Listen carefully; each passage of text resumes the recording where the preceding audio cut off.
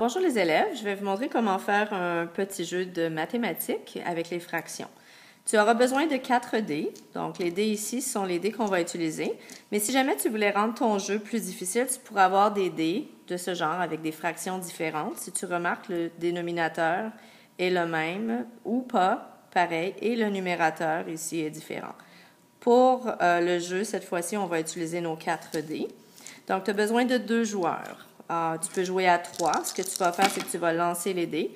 Et l'objectif, c'est que lorsque l'élève 1 va lancer les dés, il doit placer maintenant les fractions du plus grand ou du plus petit. Donc, ici, ce qu'on va faire, c'est qu'on va choisir l'ordre croissant, ce qui est du plus petit au plus grand. Une fois que tu as fait ça, ton partenaire doit vérifier si tu as la bonne réponse.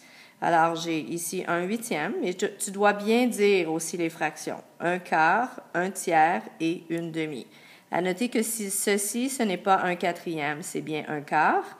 Et ici, ce n'est pas un troisième. On doit dire que c'est un tiers.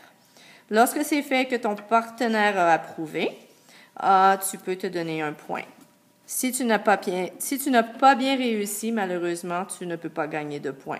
Et c'est seulement à la fin que ton partenaire va décider. Donc, l'élève 2 lance les dés. Ici, on a fractions différentes.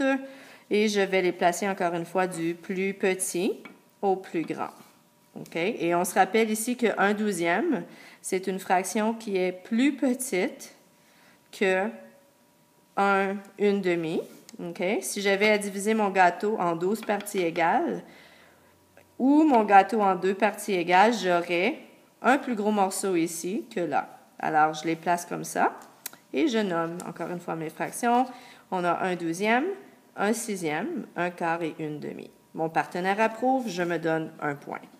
Et tu continues jusqu'à temps que tu dises peut-être après 3 fois ou 4 fois et que tu as bien pratiqué tes fractions. Vous pouvez aussi décider de déplacer. Ça, c'est la même chose. Alors, on peut les mettre que c'est égal. Donc, vous pouvez décider après combien de tours vous arrêtez. Donc, un huitième, un sixième et une demi. Je me donne un point. Et voilà.